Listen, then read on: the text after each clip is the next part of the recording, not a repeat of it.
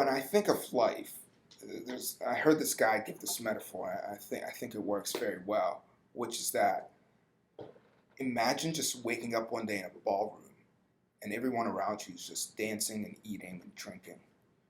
And you go, yo, when did I end up in this ballroom? How did I even get here? And then people are like, don't worry about that. Here, have a drink, eat some food. Sounds like a party time. Stand up and dance. Let's dance. And you're like, all right, cool. I'll have some food. Are you naked? I'll eat some drink. I feel like you'd be wearing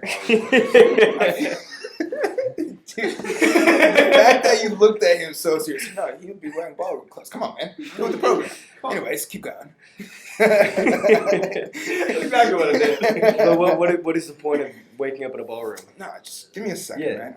I got you. You and your brother both do this. I want to know. You know what he might be wearing? He might be wearing a shirt that's also a suit. Oh, tuxedo t-shirt? Yeah, one of those tuxedo t-shirts. I hate you guys. Right Because I mean business, but I also like to party. Sorry. He got my mind on a different track. But anyway. What the? Okay, sorry. So, assuming you have clothes on, Nathan. Yes, ballroom All right. clothes. Tuxedo shirt. Tuxedo shirt. A little bit Tuxedo of party, a little t-shirt. bit of... And everyone's partying, everyone's dancing, everyone's drinking and eating food. And you're sitting there like, cool, I'll eat, I'll drink, I'll dance. This is awesome. I'll have fun. But how did you guys end up here? How did I end up here? They're like, we don't know. It's like, okay, well, I don't know how I ended up here either. Like, when did we Don't worry all about it, appear bro. in this ballroom? And they're just like, yeah, exactly. They're like, don't worry about it. And they keep on drinking, eating, and dancing. And that's mental to think about, right? Like that. And if you take that to life, that's exactly what life is. You end up here somehow. Mm-hmm. You just appear Yeah. out of nowhere. And everyone's just eating, drinking, and having fun and dancing. You're like, yeah, wait, time out. I was just gone for billions of years. Like, remember we were talking about You didn't 14.8 exist, yeah. billion? Mm-hmm. I was just non-existent for 14.8 billion years. Now I'm here. Someone explains to me what just happened. Don't worry about it. Just eat, drink, and dance. Dude, no, I got to get to the bottom of this. This is insane. Yeah. You know, that's how you kind of have to think about life. And so the best way to do it is through knowledge. That's really what the end grasp is that. And it goes down to religion. That's why, like, the thing is, religion's like anything else in the world. It's like mathematics. It's like science. It's like biology. It's like any other field.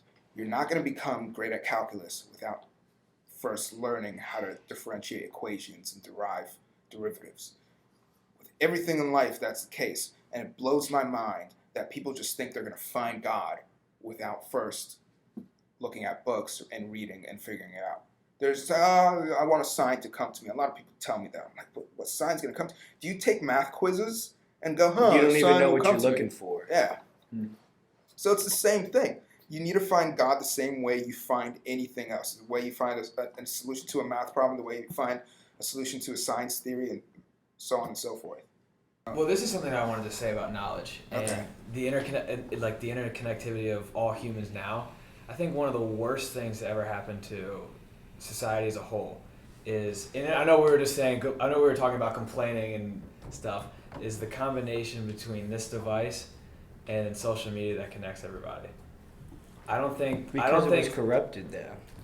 I don't think I think it's humans weren't generally meant to be that connected to each other. I don't think our world was supposed to be that big.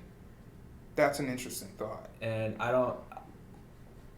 I think that breeds a lot of, everybody handles it a different way, obviously, but I feel like that has bred a lot of anxieties and just problems throughout. I've deleted everything. I've deleted I got Twitter. rid of Twitter, yeah, I a long got rid of- time ago. Yeah. Because Twitter's the most fun, and it was problematic. Twitter's it's just too many It people. was just going, fun, like, but then it got so crazy. I know. I stopped So liking it. It was just so crazy. many. It's so many people just going. I removed it I just stopped after. caring. I removed it after this summer. Like after the 100th time of looking at my timeline, and it says if you enter sentence, then you are the problem. Yeah. I was like, I'm tired of this. Then you are the problem thing.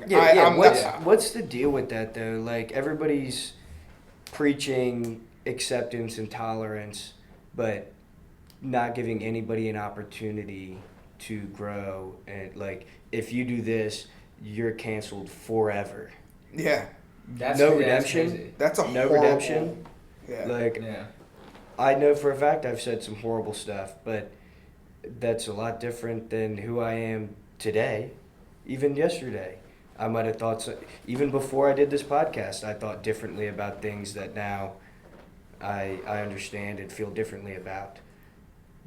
You're constantly changing. Yeah. Remember, let's not name any names, but remember when that one girl said the N word and her video was posted on Twitter Yeah. over the remember summer? that. Yeah, I saw that. And she said that, and she was saying the A, not the hard R, but so There much was- a little yeah, better. yeah. It is better, and she said that 5 years ago. She Yeah. said it in high school as a And she was- junior. She was, like, drunk or now, something. and now it's jeopardized the rest of her life. And now she was removed from her lacrosse team. She was called on to be removed from her college, and she's lost many opportunities that she would have had because of something she said 5 years ago. And I understand. And I want people not to focus on that specific example, but Yeah. in general, the notion that you can be at any point in your life from the age of 10 years old up. Someone can find something about you and say, this is who you are, and this is how Put you've you in a always box. been, and put you in that box, and then suddenly and now you're going to get canceled, and now you're going to get punished for what you said or what you did. That's an insane, that's a very scary notion to have in our world. The combination of both the phone and social media, Exhibit A. Yeah.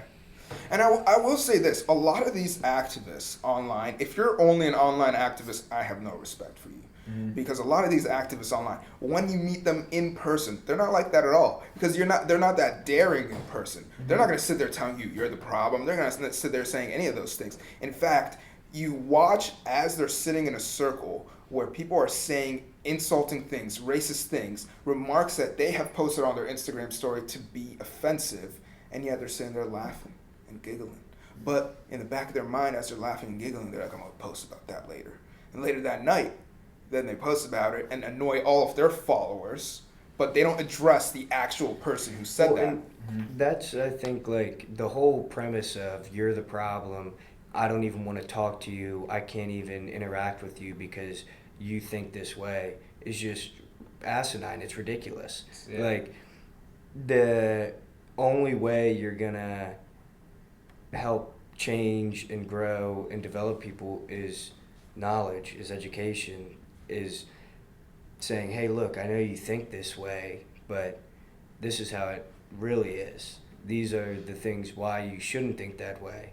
You're not going to change anybody's mind saying you're evil, you're a bad person, I don't even want to interact with you. Like, that's just, then they're just going to go back to their silo and echo chamber and breed more ignorance and hate. Yeah. Brian, can you search up this one guy who says, I'm black and I go to KKK rallies? That's who I was thinking of, yeah. Yeah, and another thing about these online activists is that a lot of the times, most of the time I would say, it seems phony.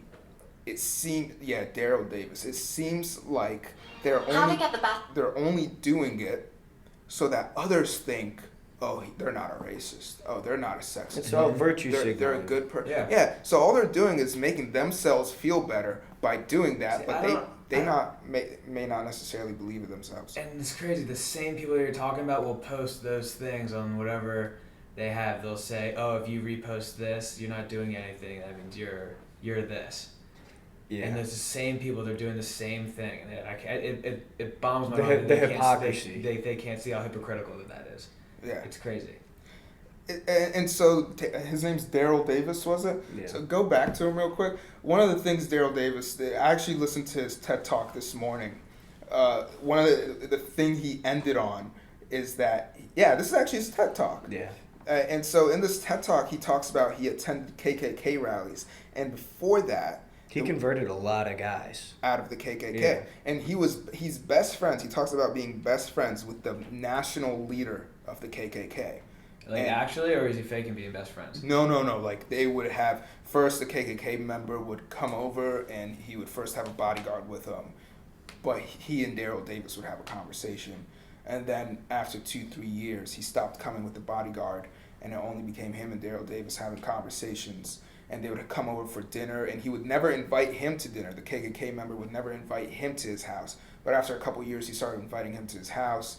and they became really close friends. And even in this, the KKK member talks about how much he respects Daryl Davis, and he has a hell of a lot more respect for him than all these white N-words out there.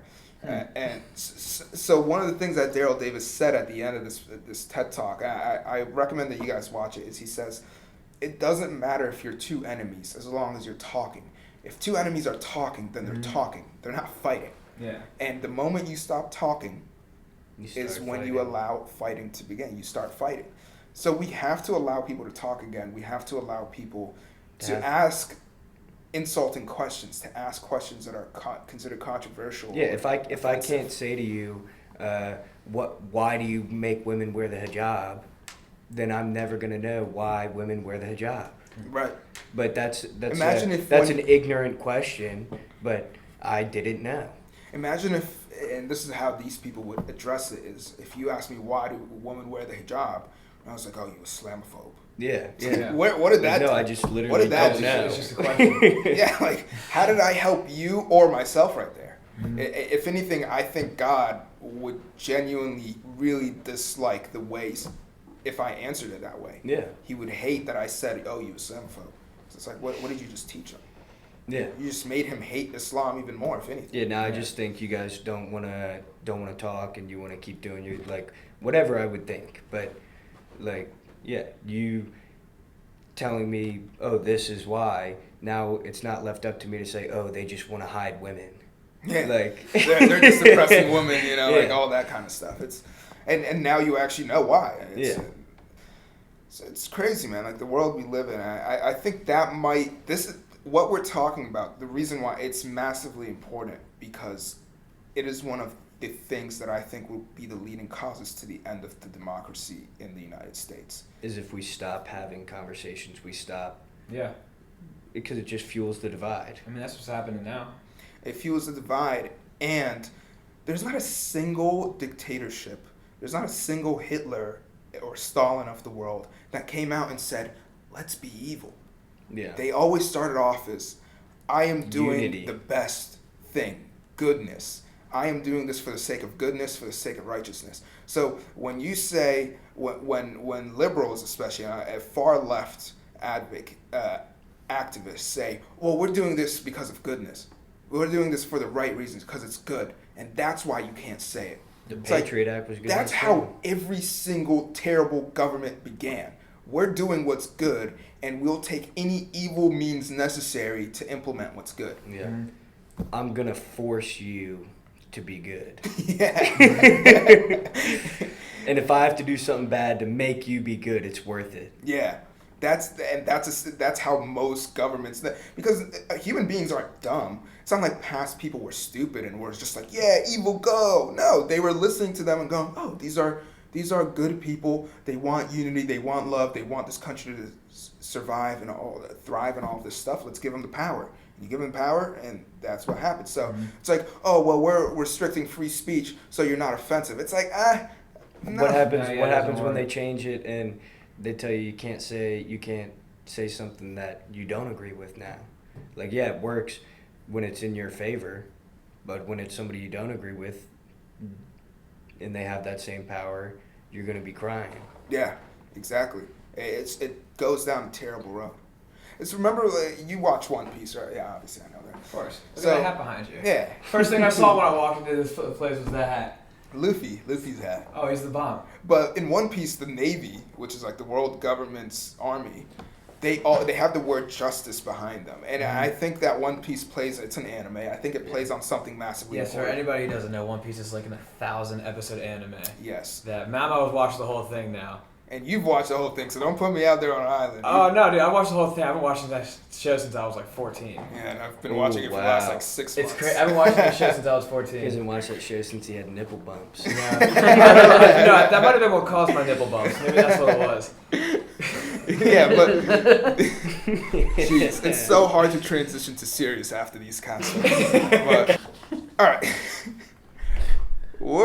So one of the things that One Piece was playing on that I think is awesome is that the generals had the word justice behind them, and they would do really terrible things, Terrible things. horrible things, and say this is for the name of justice. right? And that was what One Piece was playing on. Is that's what governments, that's what ideologies, that's what the left or the right play on. Is we're doing this for the sake of good. It's like, well, if you're gonna do something evil for the sake of good, then I'd rather it not at all. Yeah. But I feel like that has bred a lot of anxieties throughout the past 10, 15 years. But only if you allow it to. Like the idea that we are all now connected, it does allow the greatest scientist in Florida to talk to the greatest scientist in China. But it also allows you to go onto Instagram and see how great everybody else's life is and compare your life to hundreds of million everybody else.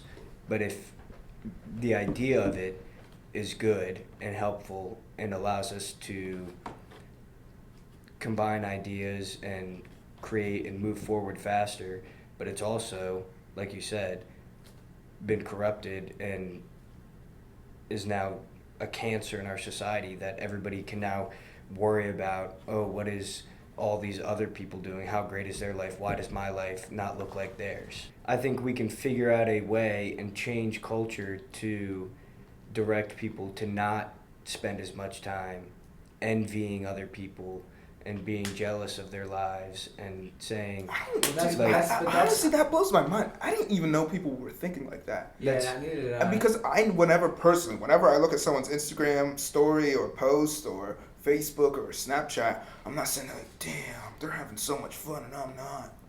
no, and But people you do might not think- be, you're but right, yeah, you're right. People That do and think that like is that. the majority of.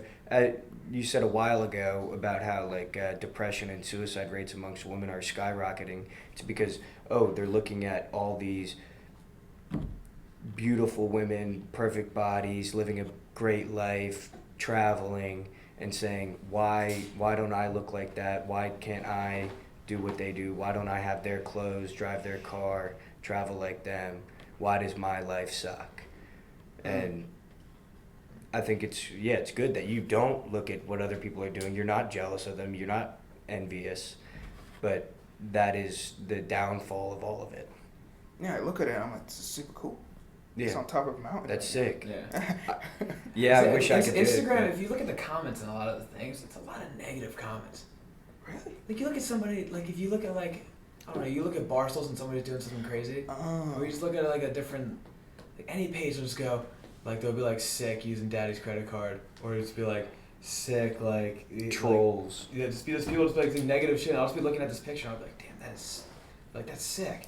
And I look at the comments, just all negative, and I'll just be like, oh. That's not at all what I thought. Yeah. Yeah. You're like, how are they even thinking like this? Well, like people being jealous of them, they're sitting at their computer looking at all this stuff, and they're sad and angry because they hate their life, and they woke up and they went to a job they don't like and came home to a house they don't like, drove in a car they don't like, and see somebody doing better than them, and they're just angry at the world. And now I'm anonymous and I can just be mean because I'm projecting my negative life onto somebody else. It doesn't help, but that's everywhere you look. YouTube, Instagram, Facebook, they're all negative, and it's all trolls. It's all people just angry at the world saying, if I'm unhappy, everybody should be unhappy. Now, do you think that negativity is, for these people, just derived from social media, so they push it back into I think social I think media? it gave people an outlet where they're anonymous. It used to be if you go in a bar and talk shit to somebody, you get socked in the mouth. I can talk shit on social media and nobody's going to do anything because nobody even knows who I am. You Yeah. might get canceled. Yeah, you might get canceled if they find out who you are. But But the problem is you don't get anonymity- canceled if you're a normal person.